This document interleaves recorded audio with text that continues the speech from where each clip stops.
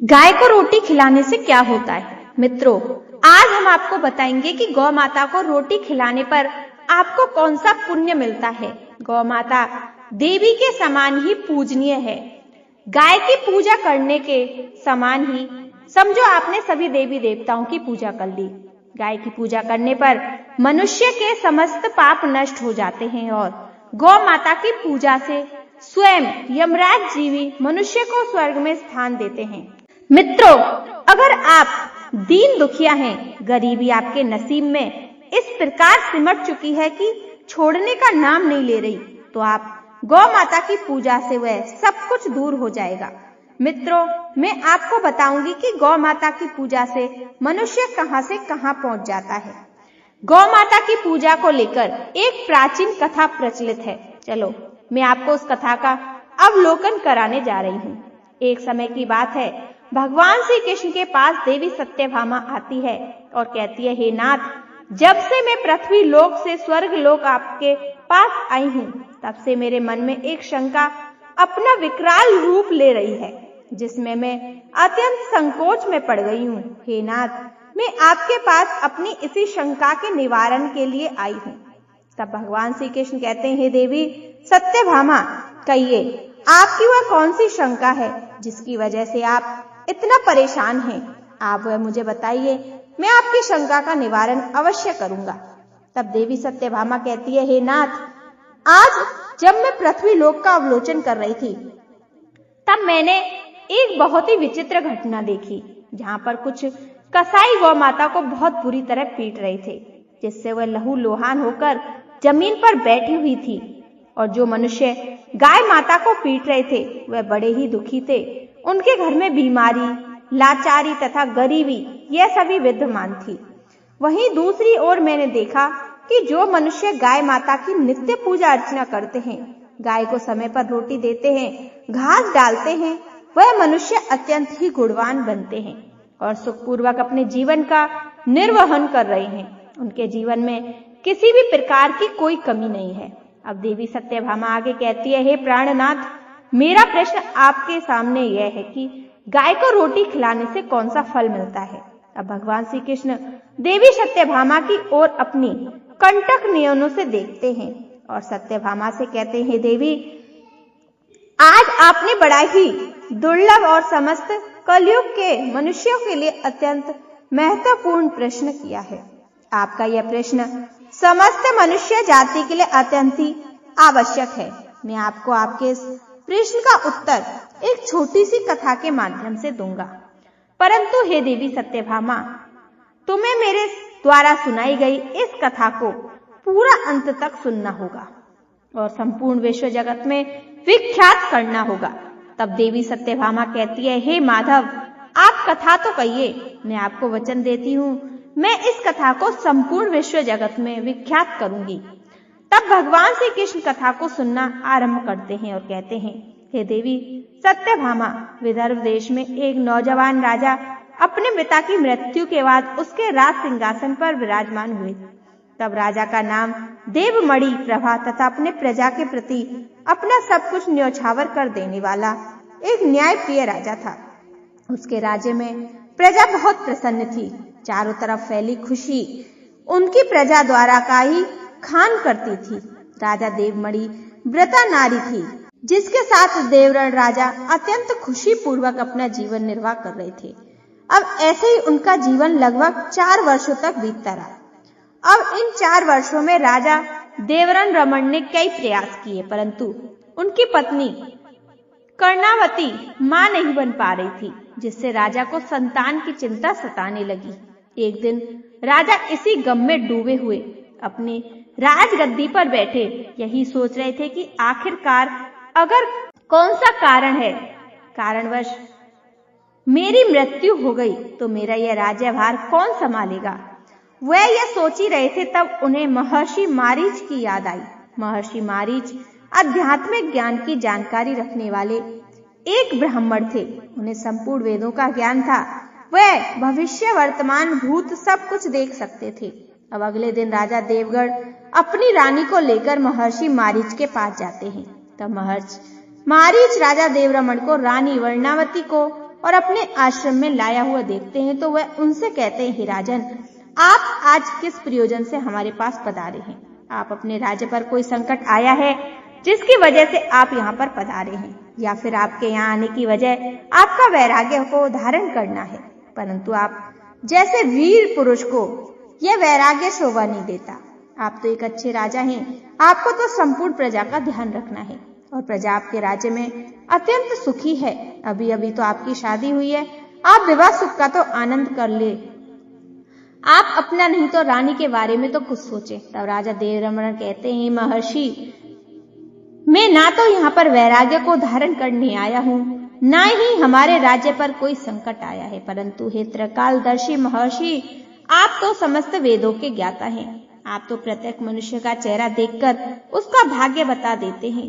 हे महर्षि, आप मेरी शंका को क्यों नहीं भाप पा रहे? अब महर्षि मारीच कहते हैं, राजन, मैंने आपकी शंका समझ ली। आप किस प्रयोजन से हमारे आश्रम में पधारे? तब महाराज देवरमण कहते हैं, हे महर्षि, कृपया हमारी सहायता करें और हमें वह ज्ञान दें कि हम किस वजह से अभी तक संतान सुख से वंचित हैं। हमें उसका कारण बताइए। अब राजा के इस प्रकार के करुण स्वर सुनकर महर्षि मारीच को उस पर दया आ जाती है और महर्षि मारीच कहते हैं, राजन, आप धैर्य रखिए, मैं अभी आपको बताता हूँ कि वह कौन सा कारण है जिसकी वजह से आपको अभी तक संतान सुख से वंचित रहना पड़ा। तब महर्षि मारीच अपनी दिव्य दृष्टि से राजा देवरमण का भूतकाल देखते हैं। तब उन्हें पता लगता है कि राजा देवरमण ने भूतकाल में गाय के ऊपर अनजाने में ही अपराध हो गया था, जिस वजह से उसे संतान सुख से वंचित रहना पड़ा। तब महर्षि मारीच राजा देवरमण से कहते हैं, हे महाराज, आपसे जाने अनजाने में भूतकाल में आपसे गलती हुई। आप अपने मित्र के यहाँ रथ में बैठकर आ रहे थे, तब रास्ते में एक गर्भवती गाय ने आपको पुकार लगाई, हे राजन, मैं बहुत भूखी हूँ, मुझे खाने के लिए कुछ दे दो, मेरे पेट में मेरा शिशु पल रहा है। आपने उस गाय की बात का ध्यान नहीं दिया और आप आगे बढ़ गए। वह गाय करुण विलाप करती रही, इसी वजह से उस गाय का आपको श्राप लगा। उस गाय ने आपको श्राप दिया। जिस प्रकार आज तुमने मुंह मोड़ के जा रहे हो, उसी प्रकार संतान सुख तुम्हारे चौकट से मुंह मोड़ लेगा। महर्षि मारीच अब कहते हैं, राजन, इसी वजह से आपको संतान सुख से वंचित रहना पड़ा। तब राजा ने महर्षि मारीच के मुख से यह बात सुनी, तब वे अत्यंत दुखी हो गए। मैंने अपनी प्रजा का इतना ध्यान रखा और मुझसे इतना बड़ा पाप कैसे हो सकता है? वह दुखी मन से महर्षि मारीच से बोले, हे महात्मा, इसका क्या कोई उपाय आपके पास है? तब महर्षि मारीच ने कहा, देवरमण को बताया, हे राजन, जिस प्रकार आपने अपने भूतकाल में गाय की सेवा से आपका मुख मोड़ लिया था, अब आपको गाय की सेवा करनी होगी, तभी जाकर आपको संतान सुख की प्राप्ति होगी। महर्षि मारीच के मुख से यह बात सुनकर राजा देवरमण अत्यंत प्रसन्न होते हैं और महर्षि मारीच का बारंबार धन्यवाद करते हैं। अब महर्षि मारीच राजा देवरमण से कहते हैं कि हे राजन, मेरे पास ममता नाम की एक अत्यंत प्रिय गाय है, आप जाकर उस गाय की सेवा करो।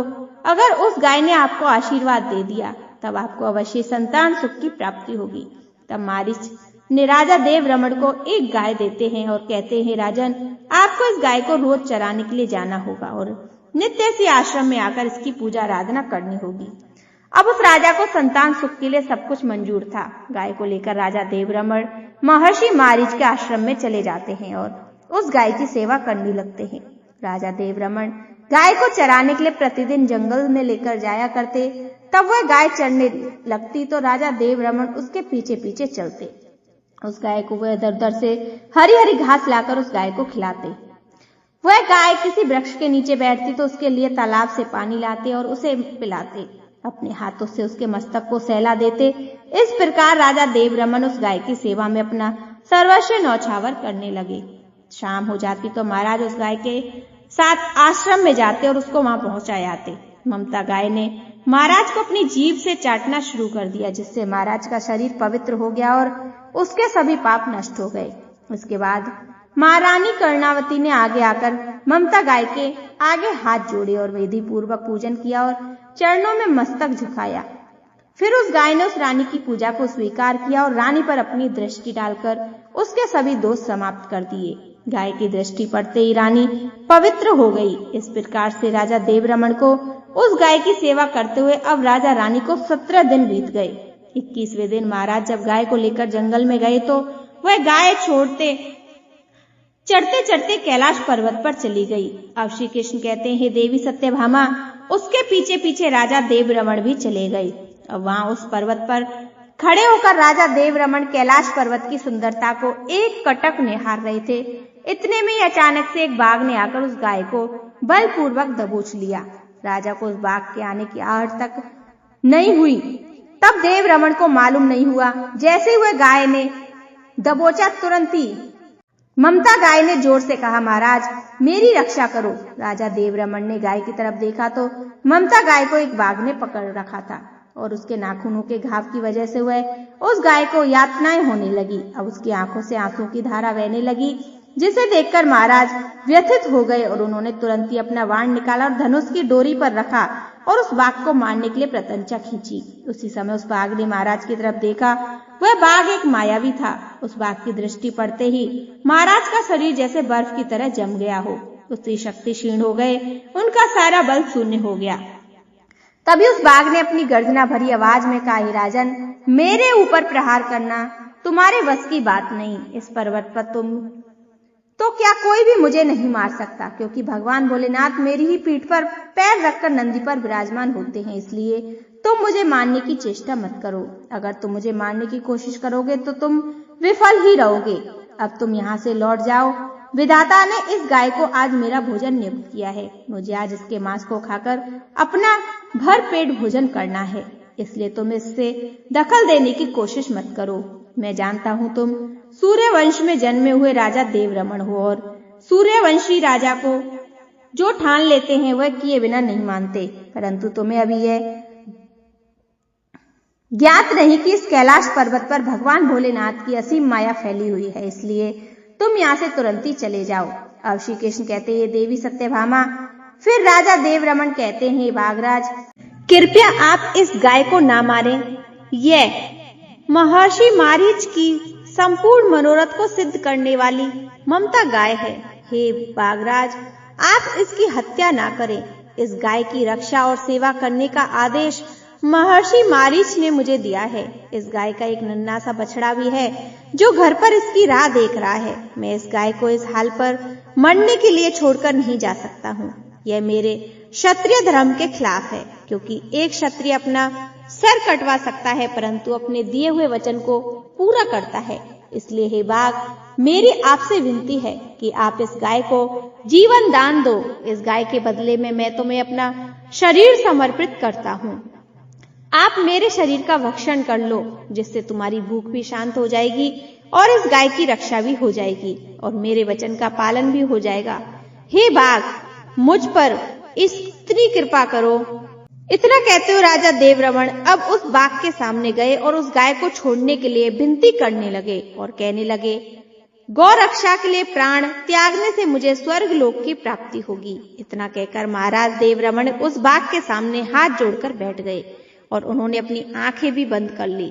फिर अचानक से राजा देवरमण के कानों में एक आवाज सुनाई पड़ी, हे पुत्र उठो, मैं तुम्हारी सेवा को करते देखकर अत्यंत प्रसन्न हूँ। यह सुनकर महाराज उठ खड़े हुए और उन्होंने अपने सामने उस गाय को देखा, परंतु वह बाघ कहीं दिखाई नहीं दिया। तभी वह गाय एक दिव्य स्त्री के रूप में बदल गई और राजा से कहने लगी, हे राजन, यह सब मेरी ही रची हुई माया थी। मैं ही तुम्हारी परीक्षा ले रही थी और तुम अपनी इस परीक्षा में सफल हुए। तुम मेरे लिए अपने प्राण देने के लिए तैयार हो गए, इसलिए मैं तुमसे बहुत प्रसन्न हूँ। अब तुम मुझसे कोई भी वरदान मांगो, मैं तुम्हारी हर एक मनोकामना को अवश्य ही पूरा करूंगी।